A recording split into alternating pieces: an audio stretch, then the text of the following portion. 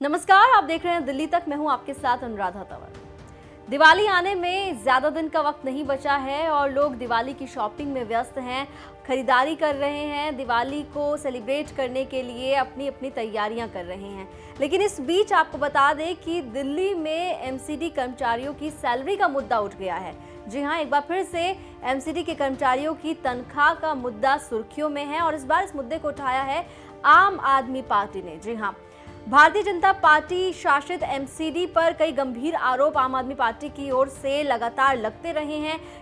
MCD में भ्रष्टाचार का मुद्दा आम आदमी पार्टी लगातार उठाती रही है और जिस तरह से अब एमसीडी चुनाव नजदीक आ रहे हैं उसको लेकर लगातार देखने को मिल रहा है कि आम आदमी पार्टी जो है वो भारतीय जनता शासित एमसीडी पर कई गंभीर आरोप लगाती रहती है, तो पलटवार भी भारतीय जनता पार्टी की ओर से होता रहता है। लेकिन अब मुद्दा जो है वो एमसीडी के ही कर्मचारियों की सैलरी का उठाया है आम आदमी पार्टी ने और इसी मुद्दे को उठाते हुए आम आदमी पार्टी के नेताओं और उनके कार्यकर्ताओं ने सिविक सेंटर के बाहर बीजेपी के खिलाफ धरना प्रदर्शन किया। तस्वीरें आपके सामने हैं, आप देख सकते हैं कि किस तरह से यहाँ पर पोस्टर बैनर लेके आम आदमी पार्टी के नेता कार्यकर्ता बैठे रहे और बीजेपी के खिलाफ यहाँ पर नारेबाजी भी जमकर हुई और बार बार एमसीडी के कर्मचारियों की सैलरी का मुद्दा उठाया गया।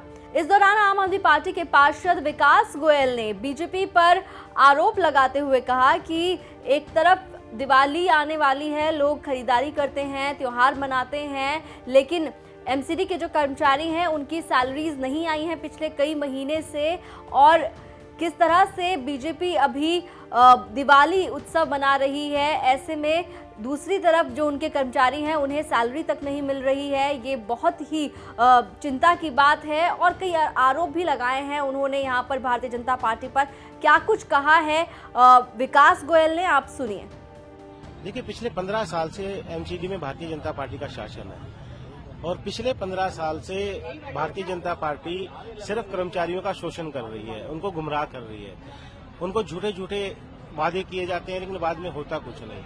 आपको ध्यान होगा 2018 में सफाई कर्मचारियों ने हड़ताल की थी। उसके बाद उस टाइम के इनके प्रदेश अध्यक्ष और सांसद मनोज तिवारी जी ने खुद जूस पिलाया था और हड़ताल तुड़वाई थी और कहा था कि आपकी सारी मांगे मानेंगे, आपको पक्का करेंगे, आपको टाइम से तनख्वाह मिलेगी, बोनस मिलेगा, एरियर मिलेगा। लेकिन आज तक कुछ नहीं हुआ। इसी तरह पिछली साल हड़ताल हुई, उस हड़ताल में इनके मेयर ने वादा किया कि आपके सारे एरियर्स दिए जाएंगे, आपको पक्का किया जाएगा, तनख्वाह पेंशन सब टाइम से मिलेगा, लेकिन हुआ कुछ नहीं। और अब तो इन्होंने बिल्कुल हद पार कर दी। आप देख रहे हैं कि 2 दिन बाद दिवाली है, गोवर्धन पूजा है, विश्वकर्मा पूजा है, भैया दूज है, धनतेरस है, फिर छठ पूजा है। ऐसे त्योहारों के सीजन में और दिवाली पे तो हमारे देश में परंपरा रही है, दिवाली हमारे देश का हिंदुओं का सबसे बड़ा त्योहार है कि छोटे से छोटा बड़ा व्यापारी और बड़े से बड़ा व्यापारी अपने कर्मचारियों को, अपने वर्कर्स को कुछ ना कुछ बोनस, कुछ ना कुछ मिठाई जरूर देता है, जरूर बांटता है। लेकिन भारतीय जनता पार्टी ने तो बिल्कुल इसको उल्टा कर रखा है। बोनस तो आप छोड़ दीजिए, मिठाई भी छोड़ दीजिए। जो उन कर्मचारियों का हक है, जो उनके खून पसीने की कमाई है, 3-3 महीने से उनको तनख्वाह नहीं मिल रही। चाहे वो सफाई कर्मचारी हो, जो सुबह 6 बजे आकर, जो कर्मचारी सुबह 6 बजे आकर दिल्ली को साफ करता है, जब हम लोग सो कर नहीं होते, 6 बजे आकर नालियां साफ करता है, उसको उसकी तनख्वाह नहीं मिल रही। चाहे डीबीसी कर्मचारी हो जिन्होंने अपनी जान दांव पे लगाकर कोरोना में काम किया, हमारे डॉक्टर हो, नर्स हो, टीचर्स हो, सबको किसी को वेतन नहीं मिला 2-3 महीने से, तो दिवाली कैसे मनाएंगे। यहाँ तक कि जो कर्मचारी रिटायर हो गए, जिन्होंने अपना पूरा जीवन एमसीडी को दे दिया, आज वो पेंशन पर आश्रित है, उनको पेंशन नहीं मिल रही 2-3 महीने से। एक तरफ भाजपा के नेता दिवाली मिलन के प्रोग्राम कर रहे हैं, फंक्शन कर रहे हैं, धूमधाम से दिवाली मना रहे हैं, दूसरी तरफ कर्मचारी बेचारे अपनी तनख्वाह के लिए हड़ताल करने पर मजबूर हैं, इस त्योहार के सीजन में धरने पर बैठने पर मजबूर हैं। जहां उनके घरों में खुशी होनी चाहिए, आज उनके घर में चूल्हा तक नहीं जल पा रहा।